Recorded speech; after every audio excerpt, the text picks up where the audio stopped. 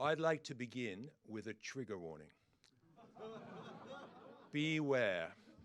Our panelists tonight are going to address the holy trinity of campus politics: race, gender, and identity.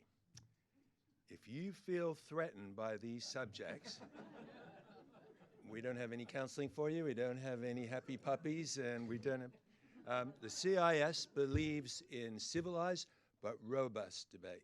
This ain't a safe space. Now, these days, every story seems to be the same story. Consider, for example, Bettina Arndt, who conveniently is in the first row. Bettina was initially denied the opportunity to speak at Melbourne's La Trobe University because, and this is the important part of the story, because her views on sexual violence on campus did not, and this is a quote from the newspaper, align with the university's views. Apparently, the university has official views on social issues. Now, those of you who know Bettina will not be surprised to learn that she's forced them down, and she is, in fact, going to speak at the university next week. Unfortunately, not everyone has been this successful. Brandeis University in Massachusetts withdrew an honorary degree they had awarded to the Somali campaigner for women's rights, Ayaan Hirsi Ali, and refused her permission to speak on campus.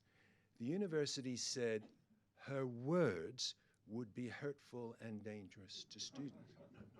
Closer to home, Chinese international students at the University of Newcastle, right up the road, complained that a lecturer had insulted them because he implied that Taiwan might be an independent country. Mindful of the high fees that international students pay, he was whisked off and quickly re-educated and sent back to make a groveling apology for his transgression.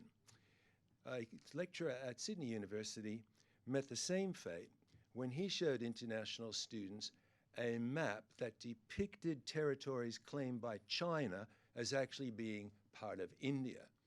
In his apology, he promised to buy a new map. Okay. At the National University of Ireland, Alan Johnson attempted to argue against the boycott, divestment, and sanctions movement against Israel, and he was met with a din of profanity and protest and literally driven from campus.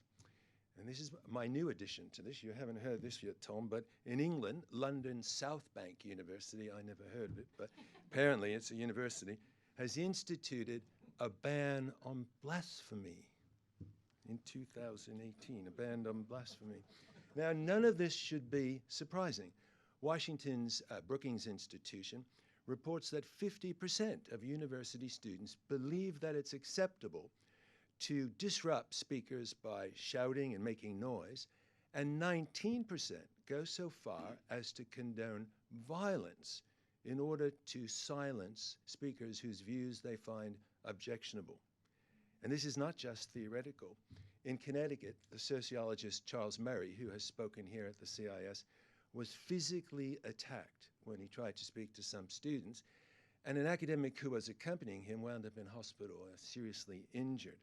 Ironically, the topic that Murray wanted to talk to the students about was the evils of polarized social division. It sometimes seems that universities are no longer institutions of inquiry, but sort of cushy, soft, safe spaces where students must be protected from any challenging idea. I ask you, is that the proper role of universities? Is higher education at risk? These are the questions that we've assembled an eminent panel to discuss tonight. I'm going to introduce them to you in a moment, but let me first tell you how it's going to work. The format for the event: each of our three speakers is going to speak for 10 minutes, and that will be followed by a brief discussion up here on the stage, and then it'll be your turn to ask questions and participate in debate. The event will end at 7:30 when the speakers will join you for some refreshments and informal chat. One last thing. This is a phone. Turn it off, right? Or at least silence it. Everyone's going to stare at you, and they're going to hate you, so turn it off. Yeah. Let me introduce our first speaker. Lindsay Shepherd is a postgraduate student and teaching assistant at Canada's Wilfrid Laurier University. Her Orwellian experience with her university's thought police has made her an international symbol for free speech. Some of you may have seen Lindsay on the Q&A show last Monday night, and we're delighted to have her with us tonight. Lindsay, I call on you to begin the proceedings.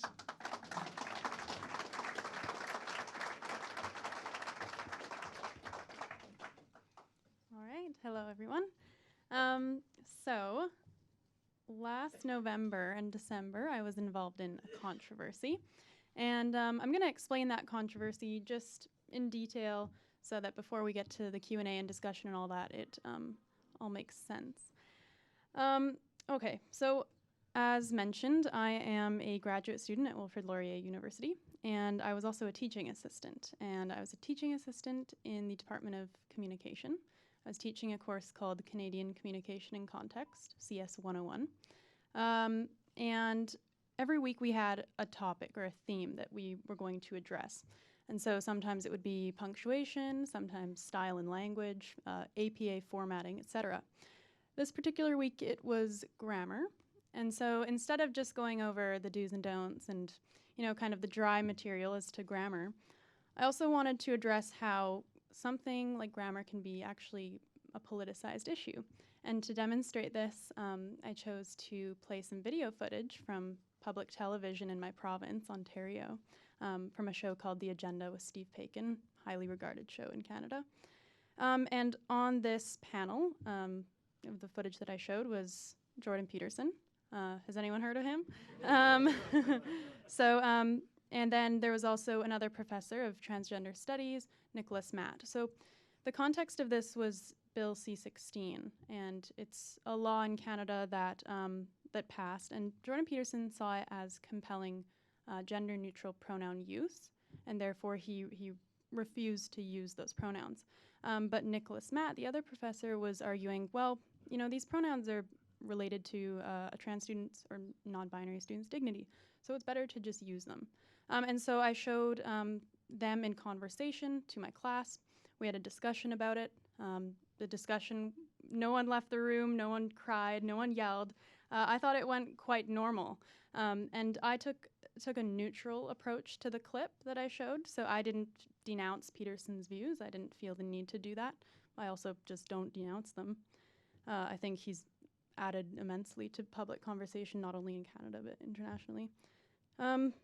So we talked about, this issue. Some people said that they agree with Peterson, some people agreed with Matt, but the conversation was good.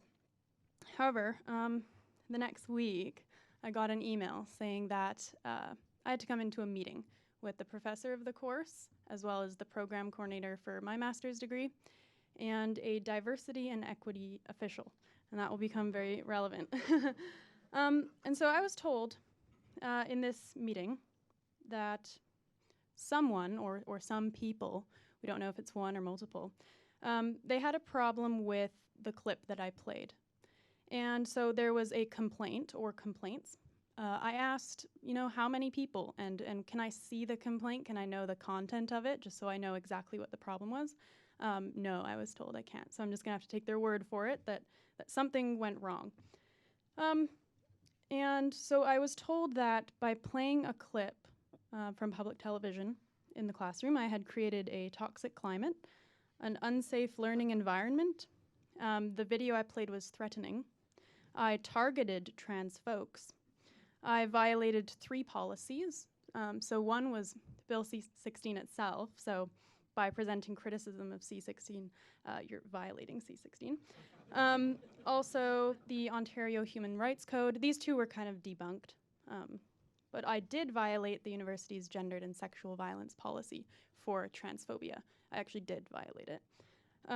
Though the president did later admit that it was an overreach and they need to review the policy. But most shockingly, perhaps, I was told that by playing that clip neutrally and not denouncing Peterson's views, this was akin to neutrally playing a speech by Hitler. And so it was my neutrality that was the problem.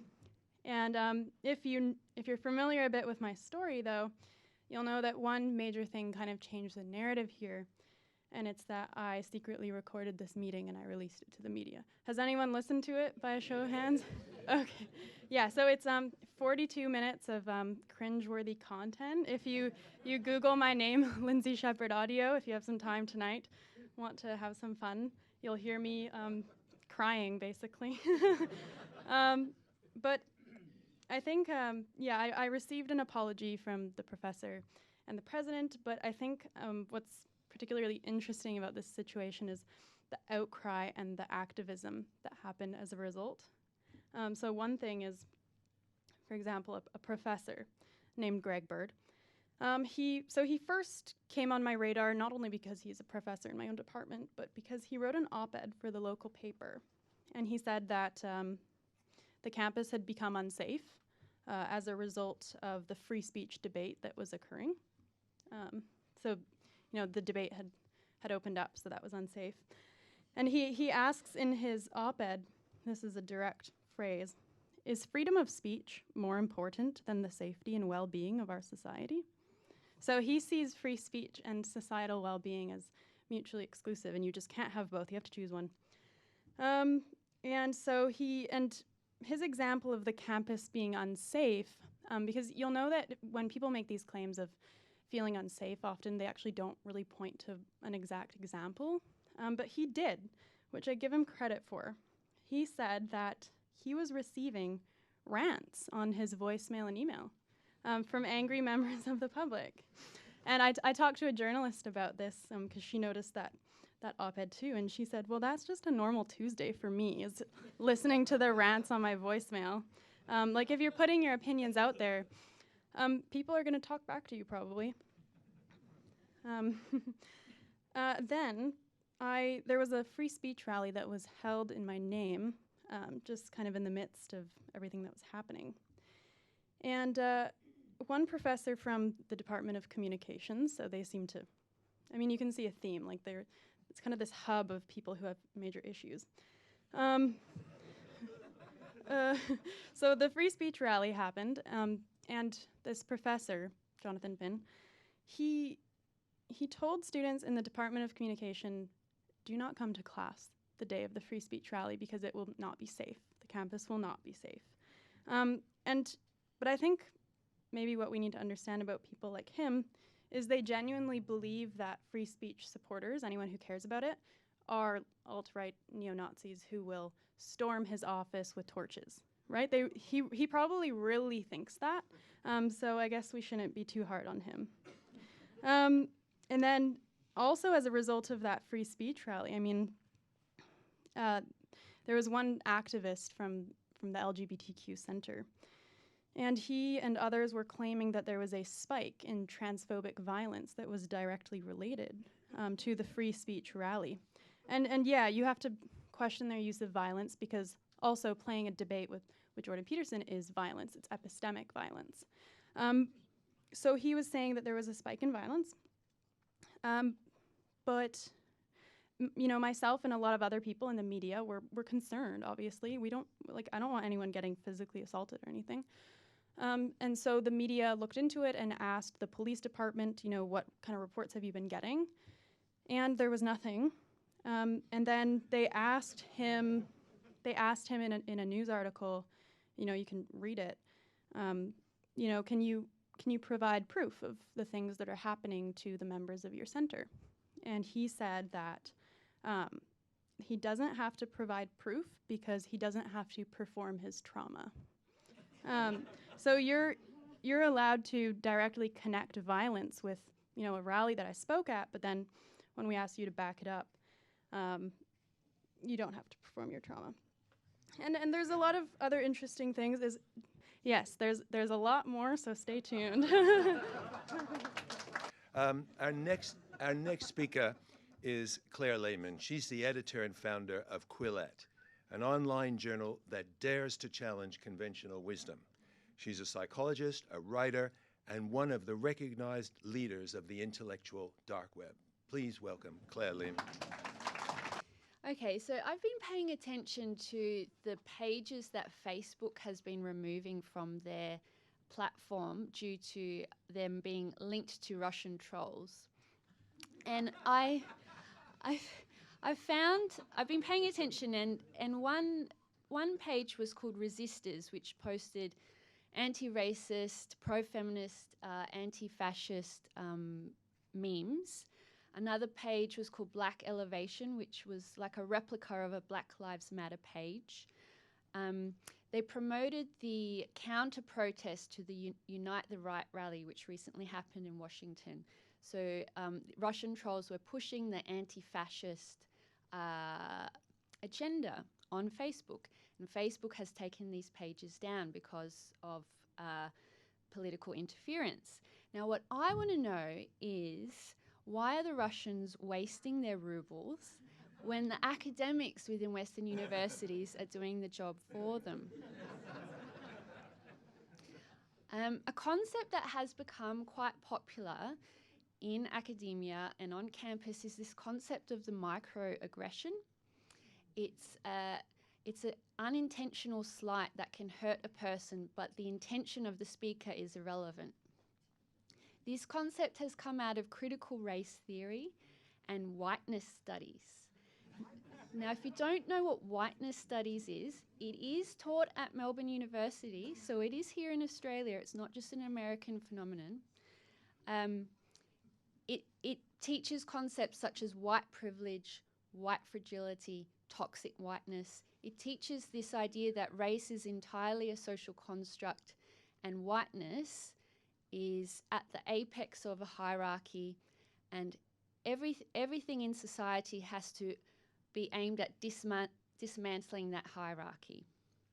So the president of the American Sociological Association, Edward Bonilla Silva, is a leading proponent of whiteness studies, and he has coined a concept called colorblind racism. So his idea or theory is that color blindness, that is Martin Luther King's vision of not judging people by the color of their skin, he considers that to be racist and considers that to be a barrier to a truly racially equal society. He calls openly for equality of outcomes, not just equality of opportunity. And this is at Melbourne University, unfortunately, under whiteness studies. I saw in the news, I think it was this year or last year, that academics teaching whiteness studies at Melbourne University wanted to make whiteness studies a compulsory component of all training for nurses and doctors in Victoria. So this is how it gets into the institutions. They, it has to be a compulsory component of a law degree or a teaching degree or a health or medical degree. A couple of papers in whiteness studies include, I looked these up on the weekend, The Psychosis of Whiteness. The abstract said, whiteness is a form of psychosis framed by its irrationality, which is beyond any rational engagement. Another paper was called Unpacking Desensitization, Whiteness and Violence. The authors of this paper asked themselves, why didn't they empathize with the victims of the Sandy Hook massacre or the Boston Marathon bombings? The conclusion of the paper was because the victims were white. Critical whiteness studies can be found in the Oxford Education Encyclopedia. It's taught at Harvard. It's taught at all of the Ivy League universities in the United States. So why does this matter? Students who get inculcated into this ideology graduate and enter the professions and enter the media and enter corporations. I think one result of this kind of toxic identity politics impacting on an institution can be found in the story of Google. Google is currently being sued by a Republican lawyer defending on behalf of white males. They're being accused of discriminating against white males in their organization. This was after the sacking of James Damore. The evidence that has been presented in this lawsuit documents gratuitous, derogatory, inflammatory language used against white men on message boards and just throughout the organization. So Some examples. Senior managers froze the head counts of white and Asian males in order to promote diversity candidates. White men were told to decline invitations to speak on panels. When interviewing candidates for positions, the interviews were preloaded with diversity questions before the technical questions. So if you didn't pass the ideological litmus test, you never got into the meaty stuff that the position is ostensibly about. For this kind of ideology to become harmful to companies, to public institutions, to broader society, it does not need to be held by a majority. It only needs a motivated minority to hold these views. And what happens is that the majority acquiesce to the fixed fanatical minority. You can take the analogy of primary schools. You cannot take peanuts onto a primary school because there'll be 1 or 2 kids in each classroom who are allergic to peanuts. You only need a tiny minority who have fixed values or fixed demands, and the majority end up acquiescing. So I think this is what we're seeing in universities, and we're seeing in companies like Google. There's a tiny minority, but they are very stubborn and very determined to get their way. And then the majority of people who are moderates, who are apolitical in a way, acquiesce to their demands. So going back to why this matters, the New York Times recently appointed a new member to its editorial board, a woman called Sarah Jeong, graduate of Harvard and Berkeley. It created a controversy because people went through her tweet history, and she has years and years of tweets with inflammatory hashtags such as #KillAllMen, #CancelWhitePeople, #WhitePeopleAreBullshit, and so on. There is an asymmetry. So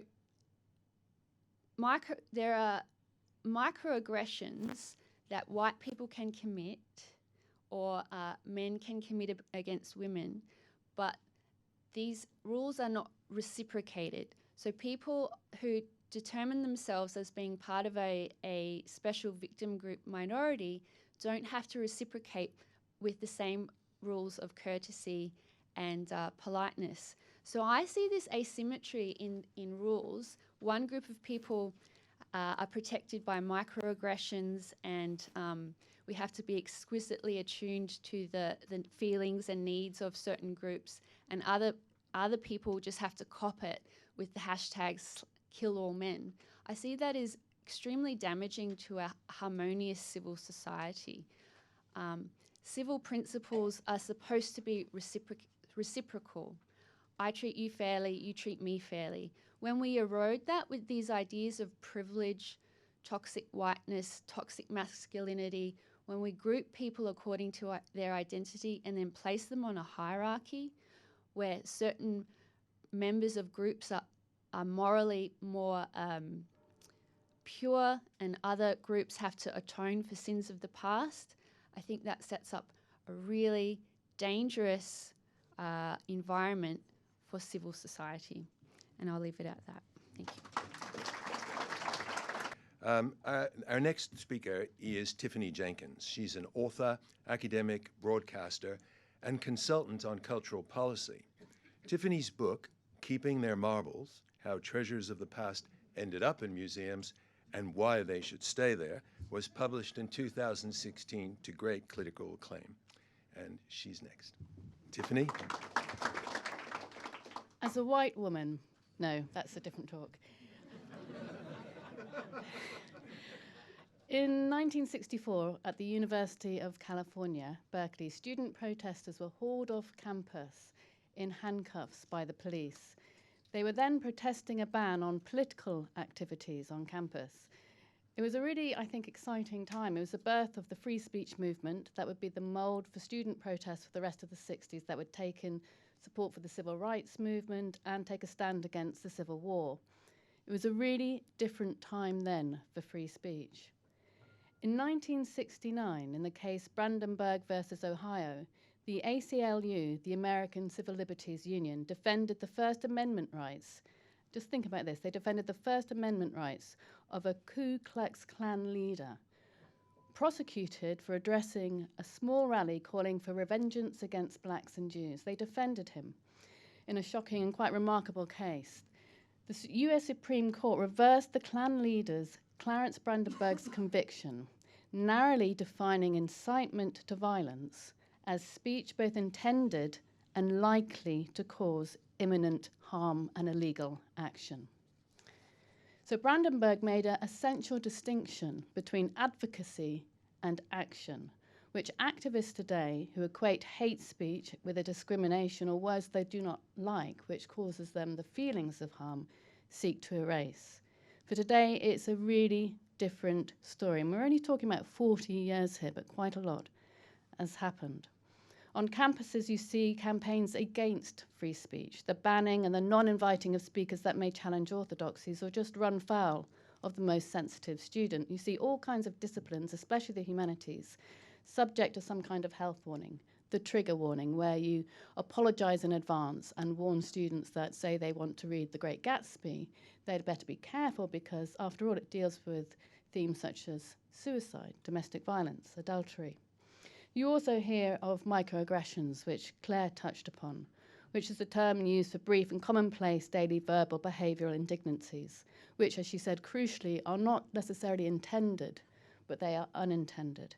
And Tom mentioned at the beginning how this has been kind of rampaging through the academy for decades, but I think microaggressions are what's new and perhaps the most damaging, because I think it causes kind of people just to second guess everything they say to each other. So in kind of the everyday informality of how we deal with each other, we have to tiptoe around. And, you know, I don't know about you, but my friends, colleagues all say that they do this, and it kind of is paralyzing. You also have, obviously, the concerns about cultural appropriation, which is kind of do not look at a sari and wear it because you are appropriating somebody else's culture. So this concerns speech, thought, everyday behavior, and respecting and enjoying other people's cultures. So what I want to do today, I mean, we could rant forever, couldn't we? But I would like to try and do three things. One is to identify a little bit further what's distinctive about it, how it happened, where this has all come from, and sort of reinforce some of Claire's points and take it further in terms of why it matters and what, as Lenin would say, what is to be done. So what is distinctive about the free speech issue? Well, the present-day advocacy against free speech is a reversal of some of those positions taken early in the 1960s, and indeed earlier. Free speech was fought for. It had to be fought for a long time. And then it was students fighting for it, often with faculty against officials at the university. In broader society, free speech was fought for against the government because traditionally censorship was top-down. And now it's bottom up. And I think one of the other interesting things about it is that it often doesn't announce itself as censorship. They both celebrate it when it's removed, free speech, but also slightly deny it. They call it protection. It's remarkable how many people calling for limits on free speech say that they are not censors. A distinctive feature of the campaigns today is the association of freedom of expression with the infliction of emotional injury, what Lindsay was talking about. A feature of the protests or agitation today is not, I disagree with you, but I feel harmed, you threaten me. I feel distressed by what you may or may not say. And with feelings, the discussion is entirely shut down. Because when somebody disagrees with you, or if they object to the content, at least you can have a conversation with them about that content. The ACLU, who I referred to earlier, has just endured the view that free speech can harm marginalised groups by undermining their civil rights. And this is what they say. And this is the ACLU who defended that Klan member in 1969. They now say speech that denigrates such groups can inflict serious harms and is intended to and often will impede progress towards equality. I think that's a really big and important shift. So censorship in the past was often what was morally unacceptable. Now it's what is psychologically disturbing, as defined by the beholder, as defined by the subject. So Lady Chatterley's lover, which I'm sure you've all read, was banned because you wouldn't want your wife and servant reading about, well, sex with a common gardener. Public obscenity laws said it would, quote, deprave and corrupt readers. And now The Great Gatsby is still read, but you have a trigger warning around it because of the themes of adultery may cause emotional distress. So where has this come from? I want to talk about 3 developments that I think are really important in the university context. The first, and I think this is, I don't think we can underestimate how important this is. I think it is a crisis of purpose within institutions. So the university for some time has not been fully committed to the pursuit of knowledge, truth, beauty. You can see it from the very top of the university structure to special classes on whiteness. But I mean, I'm a sociologist, and one of the key texts is Durkheim's Suicide, and that in some cases isn't taught, or there's a trigger warning around it. The humanities for some time has been dominated by critical theory, which seeks to find hidden meanings in the text and asks students to deconstruct meanings. And I think that means the academy is uncomfortable, unconfident, hesitant in upholding academic freedom or the integrity of the disciplines, and therefore it can be hijacked for all sorts of purposes. Most recently, it no longer pursues truth, it seeks to have a duty of care for students. So they are responsible for their safety, and I'll come back to the point about safety in a minute. The second point, and I say this as somebody who grew up with the left. I loved the left for a while. But I think actually that time in the 60s is a really crucial time, because you have initially, I think, they're very much animated, and rightly so, by ideas of social transformation and reform. And it's a key turning point when the left moves away from trying to change society through economic improvement, material progress, towards transforming culture. And key is that old phrase, the personal is political. So let's change people and how they behave in private, the words that they use, rather than, I don't know, give them a little bit more money, help workers fight for better working conditions. So the left no longer critiques state power, and this is why I think it's a fundamentally conservative move, but ordinary people. And so the third development is safety. Students today who come to university have been brought up in a culture of risk aversion, where basically from a child, in fact, before they're even born, the mother is being lectured on what they can eat. So before it's even out of the womb, they're being coddled. And it's come to be almost like a social value.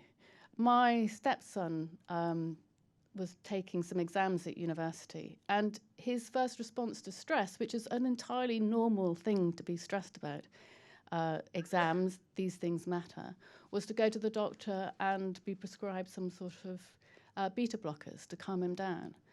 And I think students are encouraged to see ordinary challenges as a problem that is helped by drugs or counselling, rather than something that they have to learn to deal with.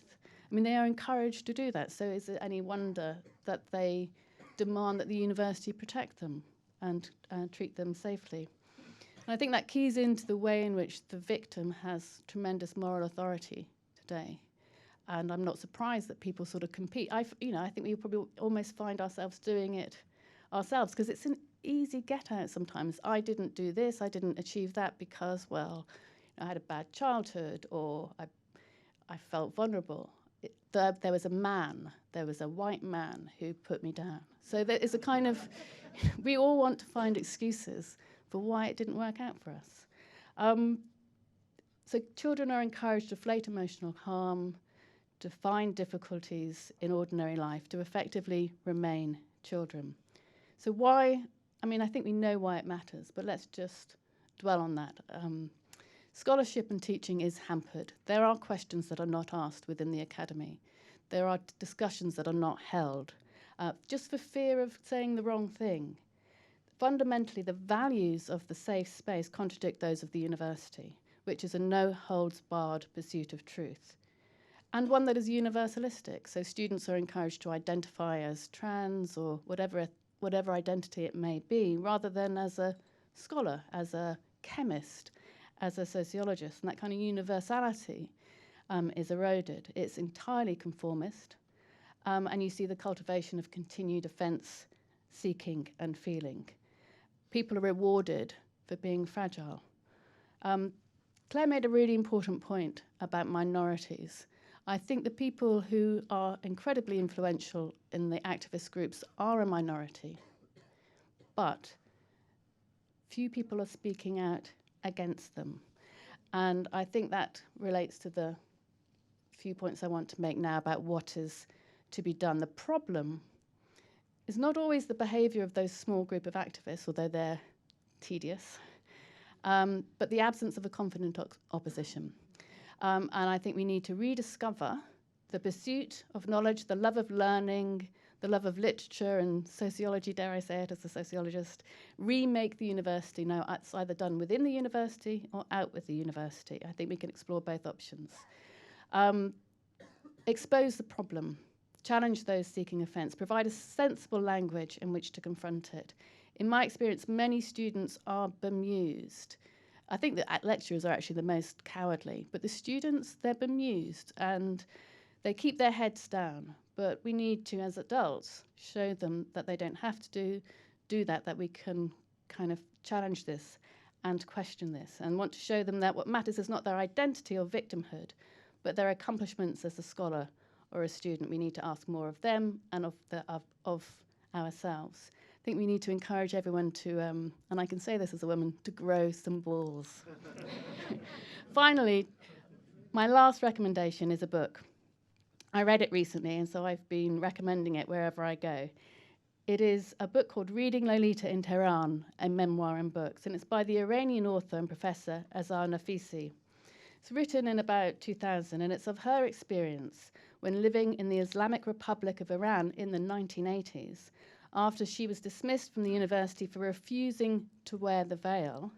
She secretly brought together 7 female students in her living room every Thursday morning. This was so they could read and discuss forbidden classic works of Western literature. The books were considered anti-revolutionary and morally harmful by the Iranian authorities. So they put themselves at risk to read The Great Gatsby without a trigger warning. Henry James, Nabokov, Jane Austen. And she did that under those conditions when she really was at risk. So I think, given that, we should take inspiration to return to the great works of literature and challenge ourselves and the limits we put on ourselves. Thank you. On Monday night's Q&A program, the one that Lindsay was on, there was a question from a member of the audience. He was wearing a turban, he must be a Sikh, and he referred to his turban in the question. And he asked whether people should have the right, or why should they have the right, to offend, insult, humiliate, or intimidate people because of their race or ethnicity. And he was quoting from Section 18C of the Australian Human Rights Act. How would you reply? I'm going to save Lindsay because she's already heard this question, but why don't you start? How would you reply to this man? Well, I think one person's hate speech is another person's good idea. I also think it's okay to hate. I mean, I think there's a difference between hate and action. But I think fundamentally it's about how we see ourselves. It's about the audience. The idea that you cannot hear something is an insult. I think everybody in this room can hear something hateful and think they're wrong. I don't believe that, and argue back. I think the counter to everything that you hear that's undesirable or nasty is to counter it with more speech. Want to have a go? Sure, yeah, I would just say that a society in which you can have your most precious and sacred feelings hurt is the only society that you want to live in. And although it's not nice to be insulted and to have someone criticizing you, not having that freedom is much, much worse. Your turn. Oh, I thought I was immune from this No, one. no. I said you've had more time to think about it than I anyone. have to relive it. Yeah. Sorry, I don't have anything to add. I just that whole Q&A was very traumatizing, and I'd rather not. We've got counselors in the audience for Yeah, you. I need some mental health There's counsel. initiatives.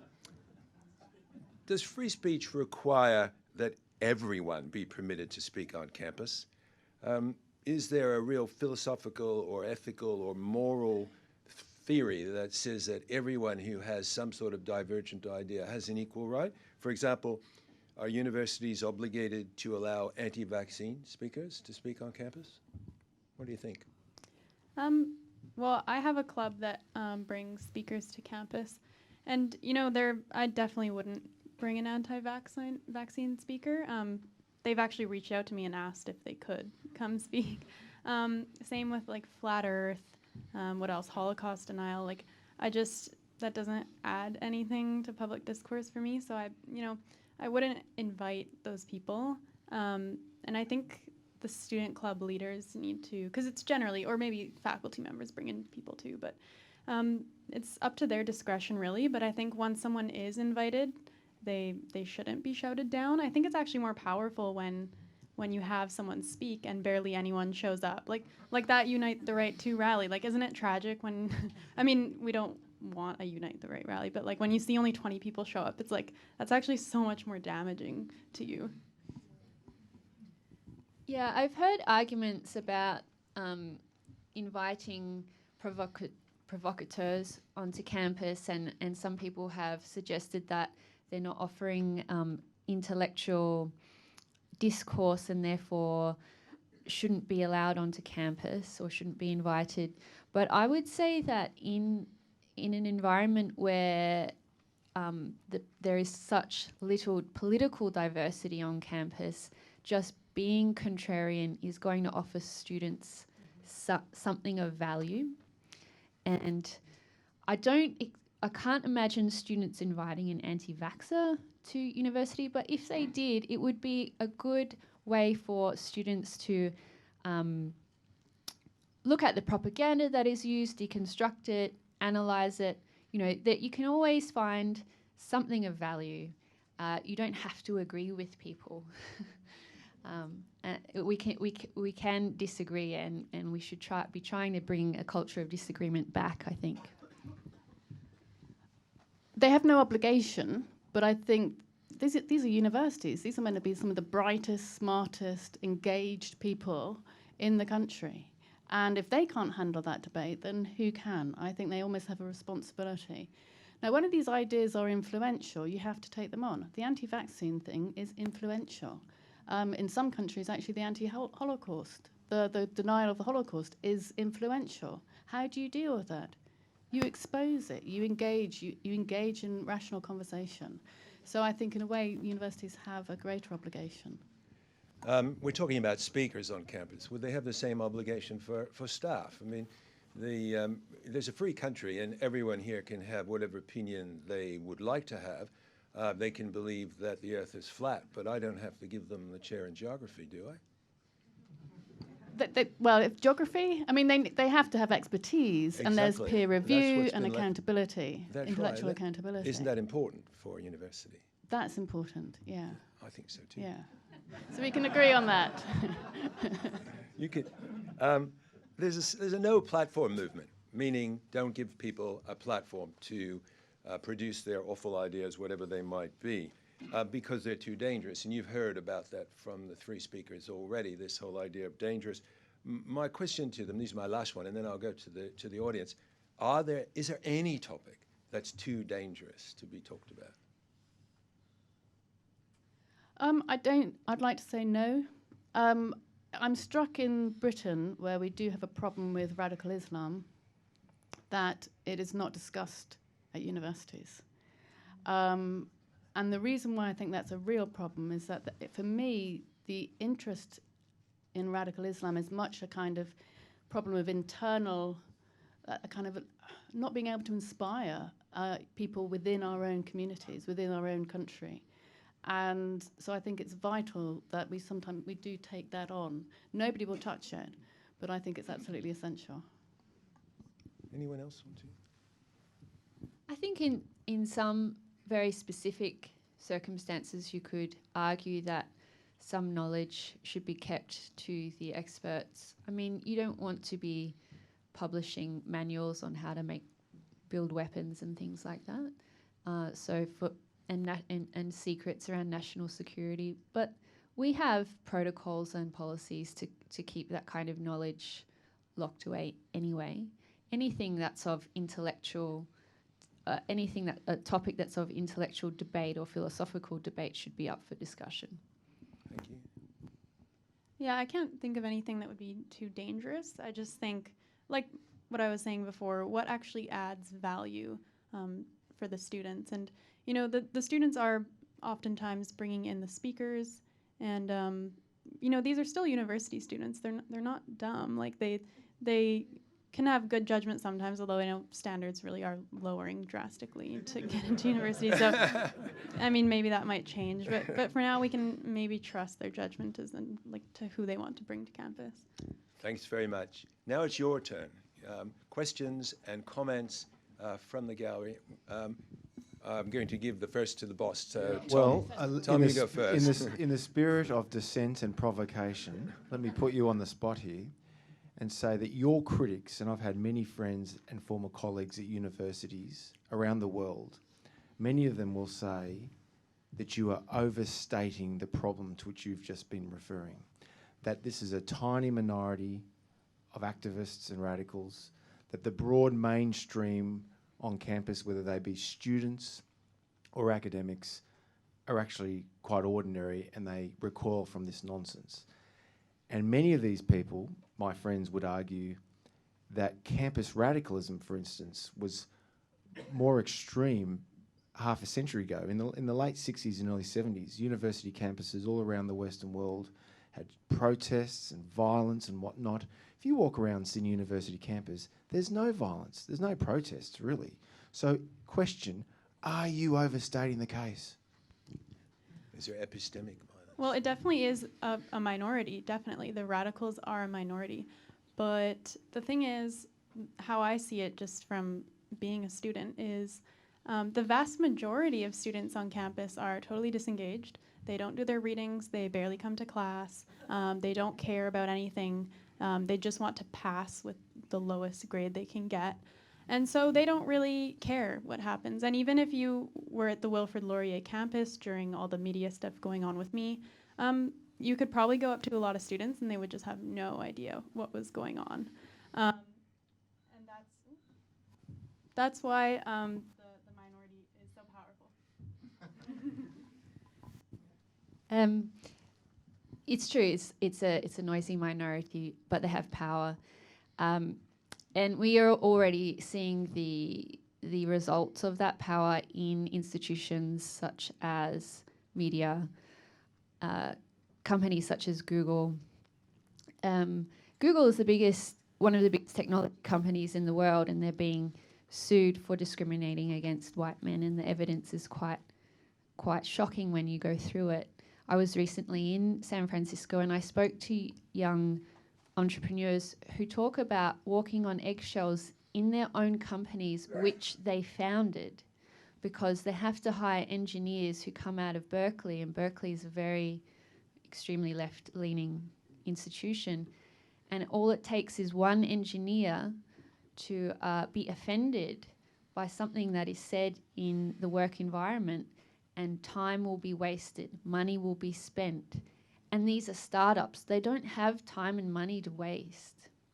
You can see the impact in Australia through the corporate world with all of this virtue signalling on diversity and inclusion and implicit bias training. Implicit bias training doesn't have any solid scientific evidence backing it up. You can go and ask the psychologists who developed the test and they will say it should not be used on individuals to measure bias. But it's being used in companies across the land. It's being used by the Law Society in New South Wales because of social responsibility. So these ideas have impact, they waste money. They waste people's times, and then the focus on identity doesn't facilitate social harmony. If we're constantly thinking about our skin color or our gender, that drives us apart. It doesn't bring us together. So I would just say it's a big problem.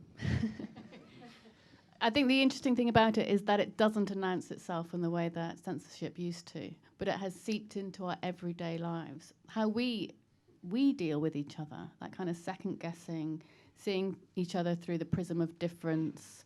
And I think it encourages people to see each other as harmful, which is the most debilitating and divisive thing. And if anybody wants to change society in any way, that hampers it, but it also hampers how we interact with each other. And I'm struck by how people now keep to their own groups and how they keep to their own political groups, gender groups, and see each other as a threat.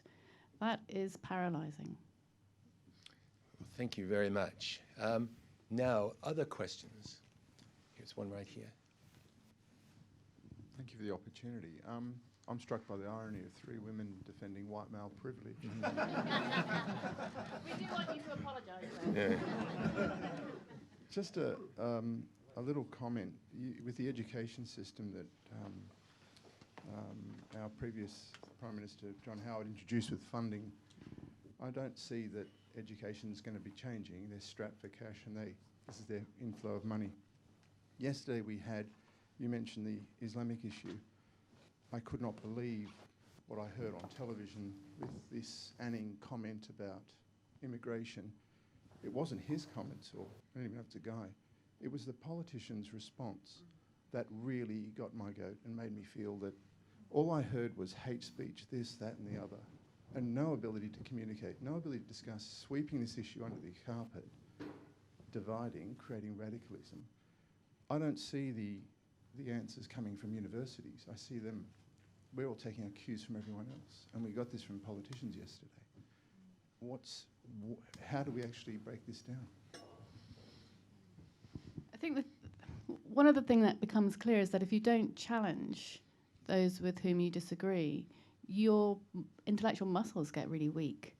You become less able to discuss those ideas. And in fact, if anybody wants to convince somebody of their point of view, they really have to know their opponent's argument. You have a kind of responsibility to do that. And I think that's the only thing you can argue for. Is it going to happen in universities? I'd like to think so. But I'm not betting on it. I genuinely think we need to set up different universities, actually, and encourage people to take the ideals of the old academy out.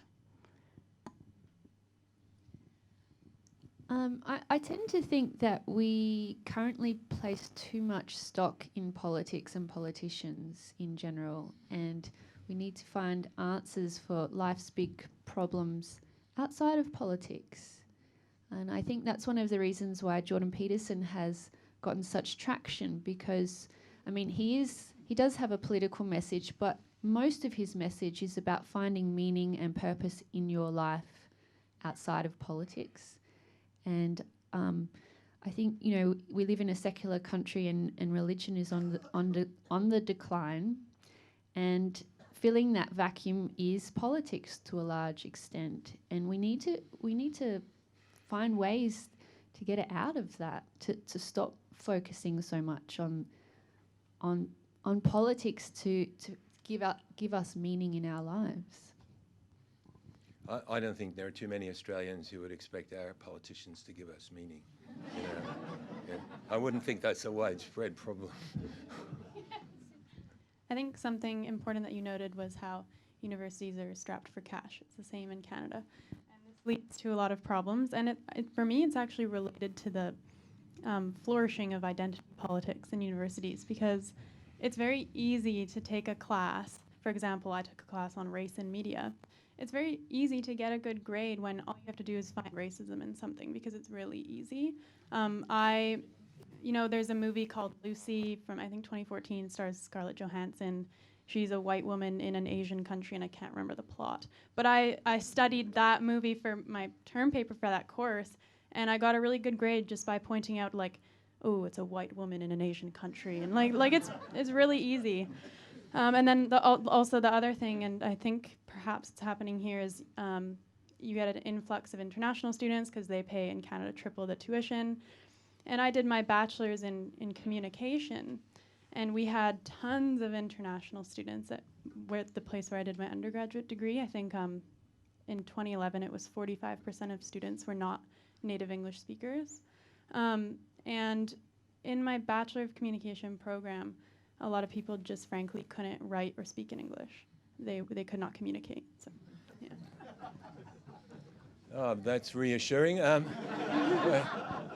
In the right, have you got? Oh, I'm supposed to choose them. What is it? Yeah. That's okay. I can't see you. You got a light in my eye. As a politician, I'd like to fill the vacuum. And make our lives meaningful? Yeah, sure. It's ironic, of course, that as the previous questioner identified, that there are no males on this panel. But anyway, that's... I fail to see the irony. Sorry to... What I fail to do in relation to this whole discussion is that we've identified a significant problem. And I think we've been identifying the problem for the last 10 years. I'm not convinced that you've identified the way forward. I'd be pleased if you'd sort of just turn your mind to sort of say, I'm a new student starting at a university now. I'm convinced that I want to achieve the best possible grades that I can.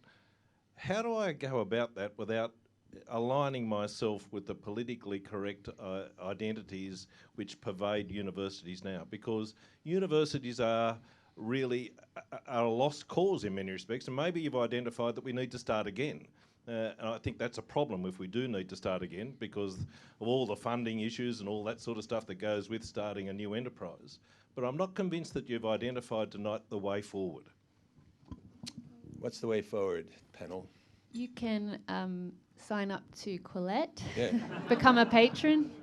No, in seriousness, a lot of us are trying to build intellectual spaces online, and we try to have serious, thoughtful, complex discussions on difficult topics, and there is a quite a robust community of us who are scattered all over the world, but we come together to talk about things that you would have ordinarily talked about in a university tutorial setting, but we can't anymore, so we talk about it online. And the wonderful thing is how we catch so many young people in this net. And we, for example, on Quillette, we publish undergraduate students. They get their essays edited by professional editors. They get people like Steven Pinker and Jordan Peterson and Sam Harris reading their work and giving feedback.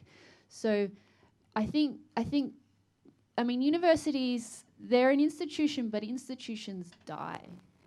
And we have to carry on the spirit of learning and the values of Western civilization and the love of learning and books. And that's all we can really do, is just to keep that flame burning.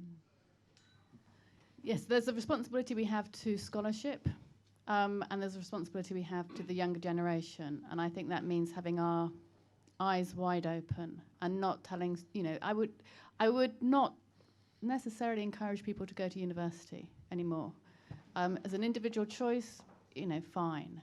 But they're not going to learn. They're not going to be challenged. They're not going to be learned. They're not going to learn. So that sounds negative, but I think we have to expect more of ourselves. And I genuinely think these are quite exciting times where people have had enough, and they've had enough from all different political persuasions, and they want something better.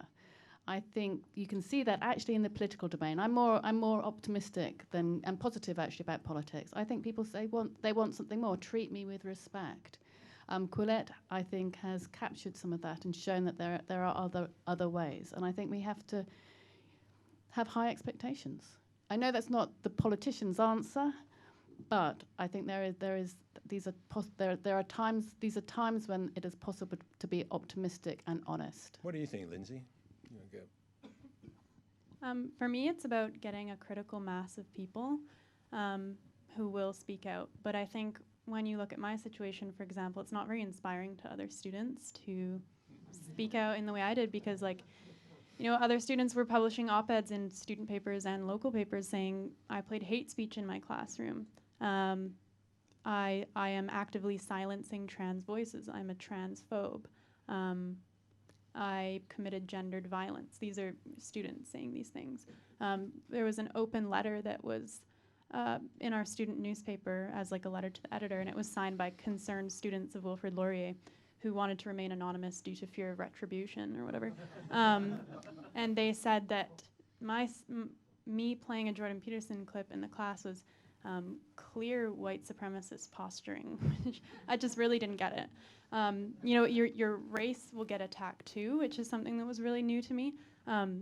So there was an episode where they actually examined the whole situation on the agenda with Steve Paikin, which is the show I played in my classroom, so it got kind of meta. But they were discussing it on that show, and there was a black professor at the University of Toronto who is the director of Women and Gender Studies as well, and he said that he was sure that in this situation, so my situation, so for context, my supervising professor was not a white male, it was a brown male named Professor Rambukkana. And this black professor on the show said that he was sure in this situation, I was a white TA who was trying to undermine a professor of color. And it's like, are you serious? Like, are you trying to say that if the professor was white, things would have been different? Because you're really wrong on that, right? We keep referring to the university, but isn't this really a matter for the zany social sciences? I mean, are the physics and chemistry people worried about whatever it is that we're talking about tonight? I don't know. There is still integrity in the hard sciences. The closer you get to reality, the more your experiments have to prove something about the world, the less delusional you can become. But I have to say that I'm disappointed in scientists on the whole, because they have the toolkit, the intellectual toolkit and the methodology to destroy postmodernists and destroy these activist scholars, and they haven't. I know that a handful have tried. Alan Sokal, who the physicist of the Sokal hoax, he published back in the 90s, he published this fake postmodernist paper. And that was meant to be him getting, he talked about the social construction of gravity. And this paper was published in, I think was called Social Texts, Postmodernist Journal. And that was meant to be the kill shot. But nothing happened. Nothing happened. You cannot embarrass these people. You cannot shame them. It's an anti-fragile epistemology. So I have been disappointed that there has been a generation at least of scientists who haven't put up more of a fight. But I think now that the battle within the universities is lost, and we have to move on. The thing about science is that it won't win the argument, because it's methodology, it's science, and this is as much about how we see ourselves, ordinary people. Are we capable? Are we rational? Can we understand each other and win arguments? So in a sense, it has to be fought in the political realm as much as anywhere else. I also think, although science can continue, it has been hindered and hampered by certain priorities, and there are certain questions that are just off limits that we could also do with exposing. Thank you. How about a question from this side of the room? You got a microphone there? Here's someone patiently waiting. You know, just hang on a second. I'll give you a mic. Oh, I've got a loud voice. I don't know. Yeah. Hello. You know, this label of left, I come from a trades background, and the label left doesn't paint the picture that I would think everybody here gets when somebody uses that word, right? We all know what that is, okay? we need a better label, I tell you. I mean, in common conversation, we need a better label, because the mums and dads out there who never went through university but have got a child that's going to go to uni and they're wanting to fund them, they don't understand this issue unless they're listening a lot and doing their own, some homework. We need a label that gives a quicker understanding. What do you think, girls? We need a few scientists here to make the mics work, is what I think. Not working? You mean political label? This label left. Everybody here understands what that means, but think about it. The peer group that I grew up with, when you say the word left, it doesn't paint the picture. It doesn't communicate what the problem is. And we're using it all the time, mostly to describe this problem that you're probably experienced. I've experienced this mindset, right? And when I first came across it, not having a uni background, my question was, what is this? Yeah. And I think that's my peer group, that's what they're thinking. What is this? There's no common sense there. They don't understand it. They don't see the evil of it. They won't consider it as evil, and they won't react correctly. What do you think about this label? Well, I think we do need a new political language, which has to come through working together to find something that actually resonates. I think left and right no longer means what it used to mean. Some of that is exciting, actually, because you find yourself talking across political divisions that were once entrenched. So I think things have been thrown up, and we need to find a kind of new political language, and it has to also be done with ordinary people. I'm really struck by all the new language that the social justice warriors, for want of a better expression, comes up with, and they're all those acronyms. And you mentioned LBGQ, and they just go on, and I think they're deliberately kind of obfuscatory. So they're deliberately withholding meaning from ordinary people. So new political language that means something. And actually there's an opportunity for new political allegiances and alignments, which is quite a good thing, I think. Yeah, I believe that it's really important to separate out moderate leftists and sensible leftists from these cultists. When I write or am talking, I sometimes use the word progressive left, and then the social justice warriors, they're like the fundamentalists. So there's a spectrum of how much you subscribe to the faith, and the social justice warriors are like fundamental. It's like an evangelical evangelism, and I don't think you can really get through to people like that, but we can certainly warn others of their impact. I haven't come up with, I don't have a better term than social justice warrior, but yeah. I agree that just saying left is unhelpful. I know a professor who says politically correct totalitarians because she considers herself on the left, and I actually invited her to talk on campus back in May, and she did. She's from a university in Calgary, Alberta, Canada, and so we were going to bring her to our campus, and the University of Wilfrid Laurier University, they charged us $5,300 in security fees to host an academic on another university campus in Canada. And the reason why this professor, Frances Widdowson, is controversial is because she was going to give a talk on, does university indigenization threaten open inquiry?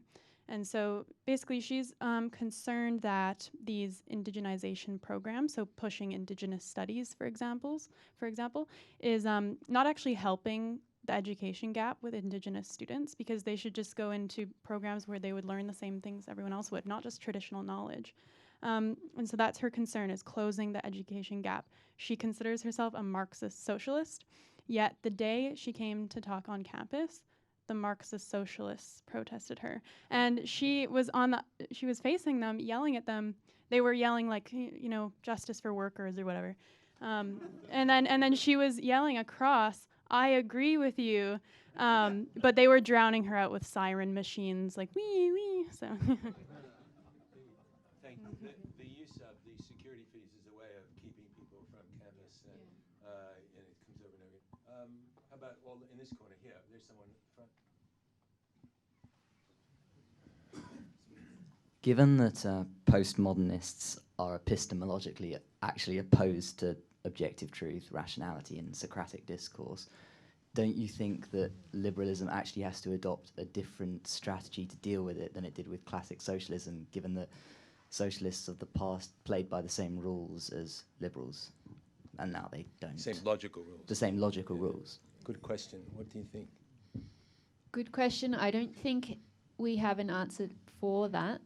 What I'm trying to do with Quillette is provide a space where we do focus on objective truth. So you'll notice that in the New York Times, I haven't read the Sydney Morning Herald in a while, but probably you need to have the spaces where objective truth is your number one commitment.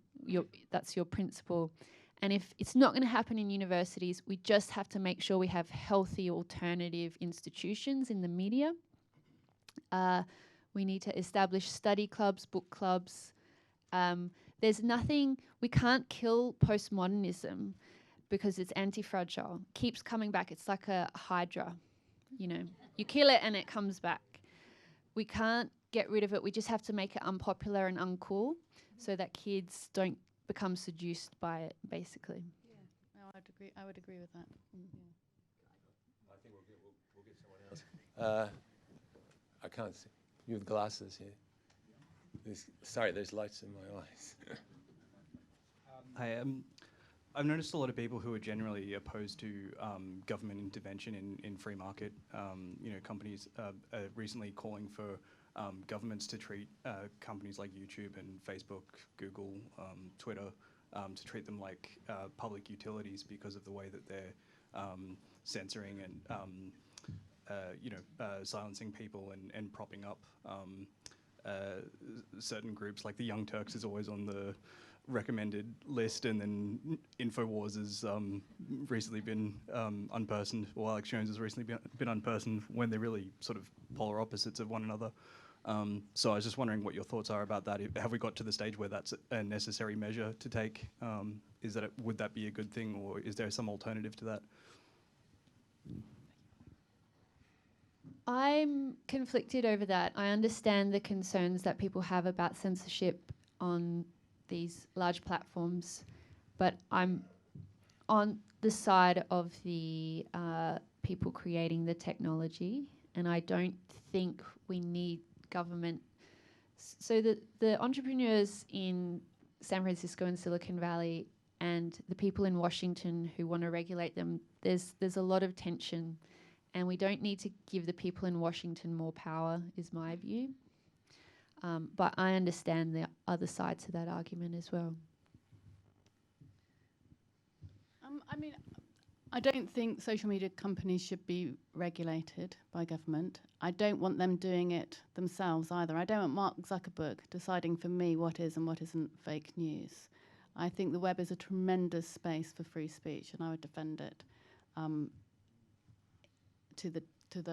would defend it.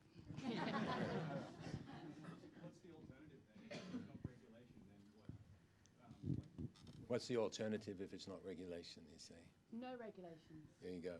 That is my alternative. Did anyone else want to have a go at this? Look, we're really run out of time. I know there's a lot of people here who would still like to ask questions, but we're going to join you for some informal refreshments, and you can ask questions directly. You are quite right to take this issue so seriously. And as you know, everyone believes in free speech in the abstract, but there's always a but. People equivocate. They say it's a question of how you strike the balance, where you draw the line. And that sounds pretty reasonable, right? Sounds real Canadian, in fact, to me. But in reality, the whole point of free speech is to protect the ideas that you personally hate, right? And that means it's sometimes necessary to defend the rights of pretty awful people to say pretty awful things for the sake of the principles that help our society to survive.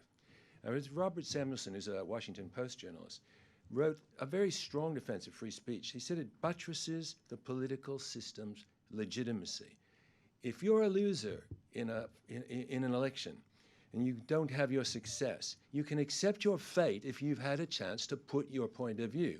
May not have won, but at least you've had the chance to make the fight. If you don't allow people to have their say, if you don't allow them to contest, it doesn't mean they're suddenly going to change their point of view. It means they're going to look for a lot less civilized way of making their point than free speech. And there's always another election, so they can try again. Free speech underpins our largest concept of freedom, and for reminding us of this fact, I ask you to join me in thanking our panelists for tonight's discussion. Nothing like being the second banana, obviously. We've heard a lot of new terms tonight, but one term that we didn't hear was POC, or people of colour. I am what would be classified as a person of colour, and not surprisingly, so would my father. He was also a motor mechanic, and his nickname in the workplace was Dark Chap. And it made sense because it was a very white workplace and people would say, go over and talk to that dark chap. To this day, he still refers to himself in the third person as the dark chap. We didn't have microaggressions in our household. We had macroaggressions. It's my job to echo Stephen's thanks to all our speakers tonight. As Tom said, I'm the head of the new CIS Culture, Prosperity and Civil Society program, which is designed to just basically ensure that we are fully engaged in these key cultural battles of our times. And this means standing up for all these fundamental principles that are at stake: free speech, academic freedom, religious liberty, which are under threat in this really polarised and politically correct environment in which we unfortunately live. Tonight has been a number of events that we've had about universities over the last year, and understandably so. Unfortunately, for the reasons we've heard tonight, a lot of the contemporary cultural rot has started in the universities. The universities have given up on the foundational idea of rational debate based on facts, logic and evidence. And this all too often, as again we've heard tonight, has been replaced by reducing discussion of taboo subjects to the intolerant and accusatory language of identity politics. Now, this is bad for our society, but it's also bad for the future of our nation as a liberal democracy, for the reasons that Stephen explained. Because if universities can't model and promote the behaviour and values that democracy requires, which is debate and disagreement based on mutual respect of the fundamental freedoms of all, where are citizens going to learn those behaviours and values? These issues also really go to the heart of the role of a think tank like the CIS. Now, whether you support the CIS directly or not, and of course we encourage you all to do that, you've indirectly done so whether you like it or not. That's because the Australian taxpayer, and God bless them all, spent a lot of money on my university education. I was also fortunate enough to go to university before the rot really set in, and the scholarly methods that I learned, I continue to apply every day in the work I do as a think tanker on whatever policy problem or social or economic issue that I'm working on. And the same goes for all my colleagues here. Now, the CIS fundamentally believes in rational debate, because if you don't have debates where ideas are contested based on facts, logic and evidence, you won't discover truth, you won't uncover errors, and you will inevitably end up with worse outcomes. And because we believe in debate, the CIS will continue to focus on what is happening in the universities as we've done tonight. And we'll continue to use forums such as this to put the pressure on university authorities to come up with a rational response that addresses the rot in these vitally important institutions. So I just want to thank the speakers tonight for sharing their experience, their knowledge and their wisdom to help us, help universities, help us all by rediscovering the pursuit of truth through rational debate. Please join me in thanking them.